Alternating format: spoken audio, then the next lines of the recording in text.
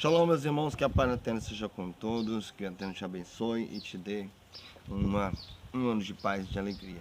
Hoje nós vamos falar sobre Zacarias 12 versus João 19. Vamos ver o que aconteceu. Aqui, vou esclarecer para vocês aqui os versos alterados que ele tirou do Pará para colocar dentro do suposto dizer Novo Testamento, ou ele chama de Nova Aliança, Pacto, enfim.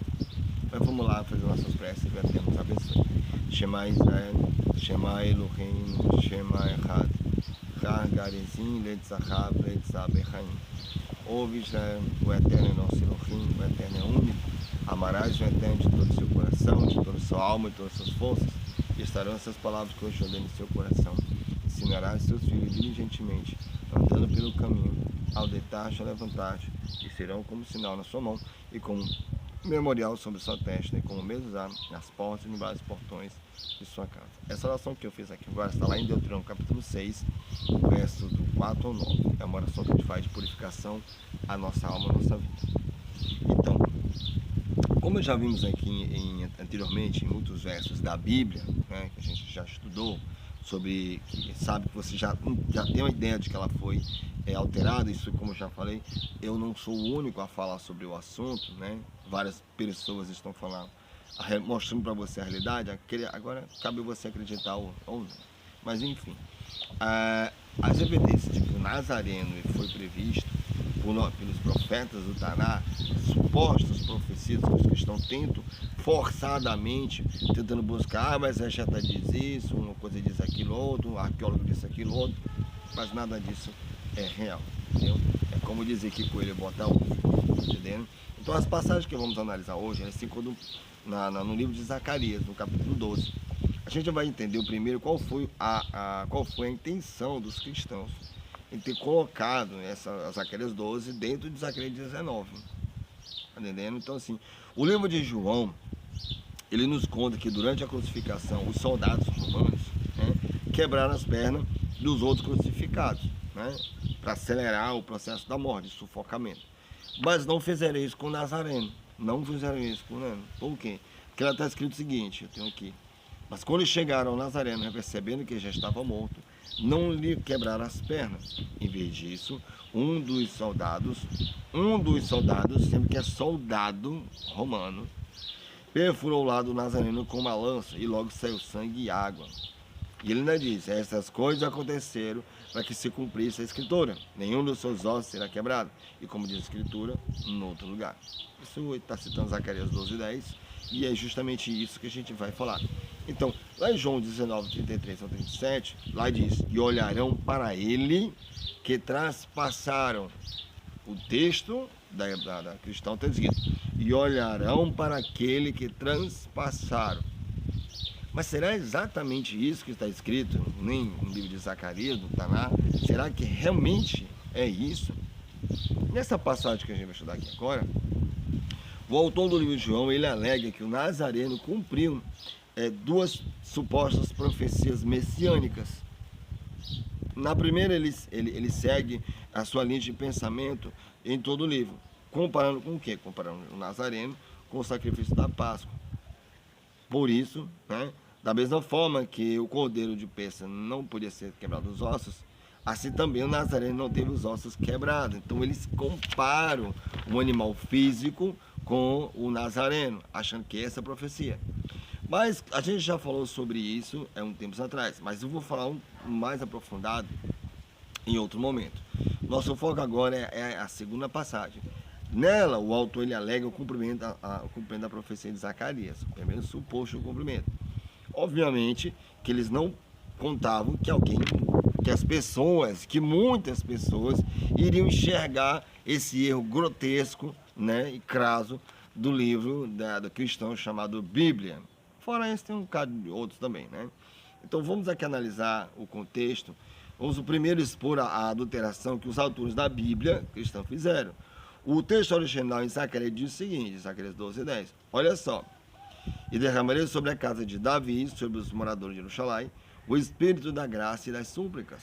E diz o seguinte: e olharão para mim por causa daqueles que foram por causa daqueles, e não daquele, que foram transpassados, e lamentarão como quem lamenta a morte de seu único filho, e sofrerão como quem sofre por seu primogênito. Zacarias 12:10. Agora, repara que a versão não diz olharão para aquele que transpassaram, e sim Rebut Elai,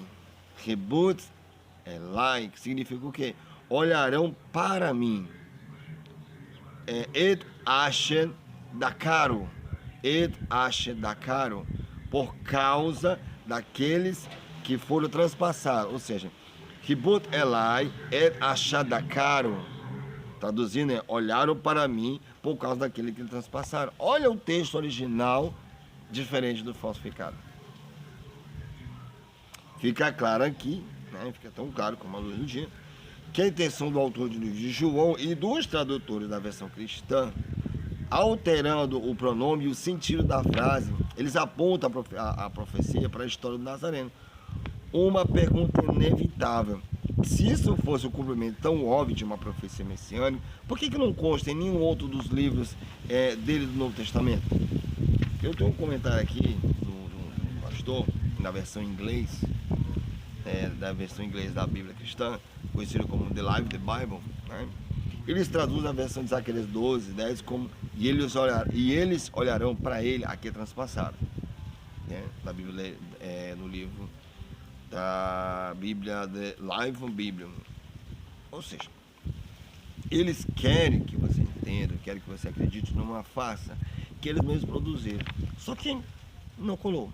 Pelo menos para nós que temos a mente aberta fora da Matrix, tá entendendo? Pensamos fora da caixa e somos livres perante o Eterno a buscar a verdade, a qual ele deixou, e não o que o homem deixa, ou o homem pensa. Ou seja, aqui tem o seguinte, se nem Mateus, nem Marcos ou Lucas, e nenhum outro evangelho no Novo Testamento, por que colocaram isso aqui? Nem sequer Paulo, que é o adorado de muitas igrejas aí, nem ele ou outro qualquer autor dentro do Novo Testamento menciona essa tal suposta profecia. Um ponto interessante a canalizar, a ressaltar, que nos comentários cristãos sobre a profecia de Zacarias, eles escrevem que os judeus, né, que os israelitas, olharão para o futuro, né? Então, como eu estava falando aqui, que um dos pontos interessantes aqui que eu já falei, né, é que eles acham que os judeus irão olhar para o futuro e acham que vão ver, como vou dizer, essa história como real. Só que não, porque de acordo com alguns comentaristas aqui, o pastor Charles Cadwell, do livro chamado Bíblia Anotada, na página 1165, ele fala o seguinte comentário. Olha o que diz aqui, ó. Ele diz: na segunda vinda de Cristo, Israel o reconhecerá como seu Messias, admitindo com profunda contrição ter sido ele a quem, olha só, a quem seus antepassados rejeitaram e transpassaram. Ô pastor, sinto muito, mas não cola não, bebê. Primeiro porque não tem nada a ver, como procura os originais, não engana as pessoas não. É interessante aqui também ressaltar que nesses comentários que os cristãos fazem aqui sobre a suposta profecia de Zacarias, eles escrevem que os judeus, olhando no futuro, aqui eles dizem que os israelitas transpassaram. Mas como é que transpassaram? Quem foi que crucificou ele? Judeu, o romano. Foi o romano. Quem bateu, cuspiu, foi geral, quem foi com ele? Foi os romanos. Quem enfiou a lança nele? Foi os romanos. Como é que pode ser que foi o judeu, meu irmão? Que história é essa? Lê esse negócio direito. Primeiro que existe outro comentário aqui, que na verdade esse tipo de comentário, ele contradiz o que o livro de João conta. De acordo com ele, a profecia já foi cumprida. Já foi cumprida quando um soldado transpassou, de acordo com João 19:34. Que diz, um dos soldados perfurou ao lado de Jesus. Se isso é verdade, então não existe salvação. Não tem, já acaba, todo mundo está perdido. Porque se diz que o tal Salvador já veio e transpassaram, porque a profecia fala que quando o prometido vier, haverá uma completa modificação na terra. E não houve isso. E se isso for, então o que nós estamos fazendo aqui? O que você está fazendo? Então não é perda de tempo você está aí na sua casa louvando, orando ou buscando alguma coisa, já que o seu Salvador já veio. Então você está praticamente o que é perdido. Já que ele já, supostamente, como a Bíblia diz, Foi exatamente o fato de um soldado ter o traspassado ao invés de quebrar suas pernas, que realizou o cumprimento da suposta profecia. Ou seja, a profecia já foi cumprida de acordo com o autor de João. Então, por que os teólogos cristãos comentam no verso de Zacarias que essa é uma profecia sobre a segunda vinda do Nazareno? Quem está certo? O autor do Novo Testamento ou os seus comentaristas? Nenhum. Na verdade, nenhum deles está certo. Por quê? Porque você já vê o que vai esperar o quê? Vinda de quem? Se a profecia deixa bem claro que quando o escolhido vier, seria o fim de tudo. E pelo que consta, o cristianismo não tem fim de tudo. Haverá uma segunda vinda dele. Mas só que aí tem um problema que não existe profecias que falam de uma segunda vinda de ninguém. É só uma e pronto. A suposta profecia de Zacarias aqui fala sobre um conflito muito grande no futuro, onde muitas nações se uniriam para atacar Jerusalém. A gente tem visto isso acontecer. Cenários, aliás, vou dizer aqui, que não muito difícil de se visualizar hoje em dia. Aqui em Zacarias 12:3 diz o seguinte: naquele dia farei de Jerusalém uma pedra pesada para todas as nações, e todos que tentarem levantá-la se machucaram muito, e todas as nações da terra se unirão contra ela. De acordo com essa profecia, apesar das improbabilidades, o povo israelita prevalecerá. Né? Aqui em Zacarias 12:6 diz o seguinte: naquele dia farei com que os líderes de Judá sejam semelhantes a um braseiro no meio de um monte de lenha. Como uma tocha incandescente entre gravetos, eles consumirão à direita e à esquerda todos os povos ao redor, mas Jerusalém permanecerá intacta em seu lugar. Zacarias 12:6 é o que diz a profecia do Taná. Então é o seguinte: apesar da grande vitória, né, que aconteceu, haverá também um grande luto por causa daqueles que sofreram, né?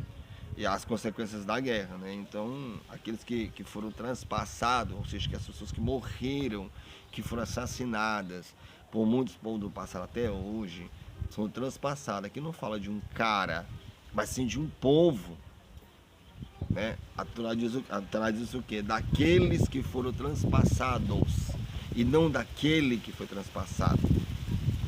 Para entender que é uma pessoa, mas é um povo.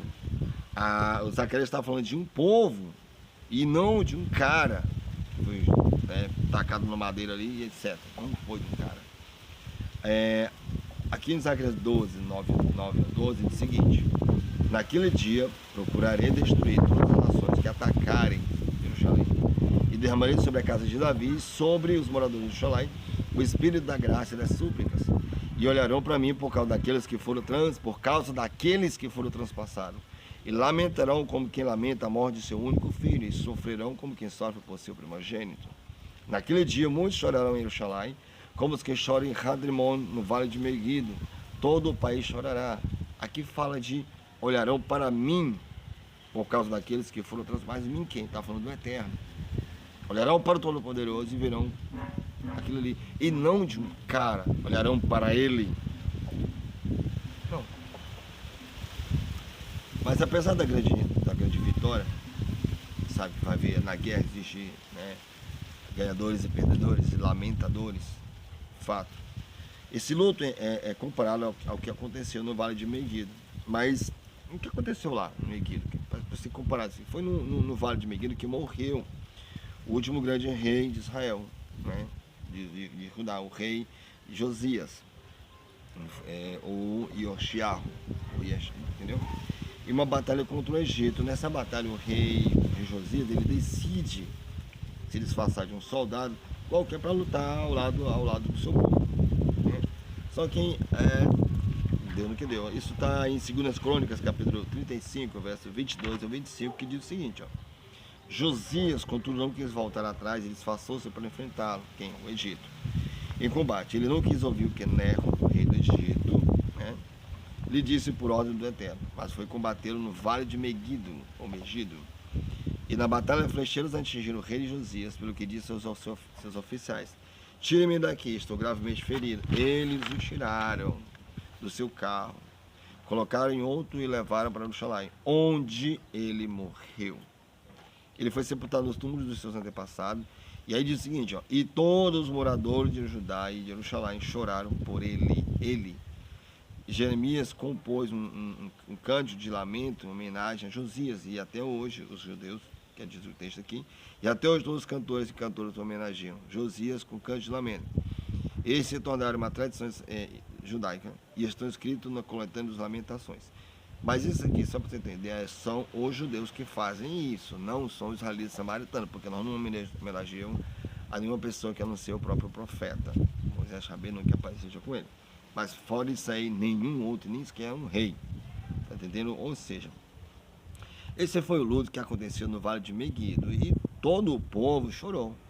E da mesma forma que eles choraram pela morte do rei Josias, eles choram também pela morte daqueles que foram, como quem lamenta a morte de um filho primogênito, né, do único filho.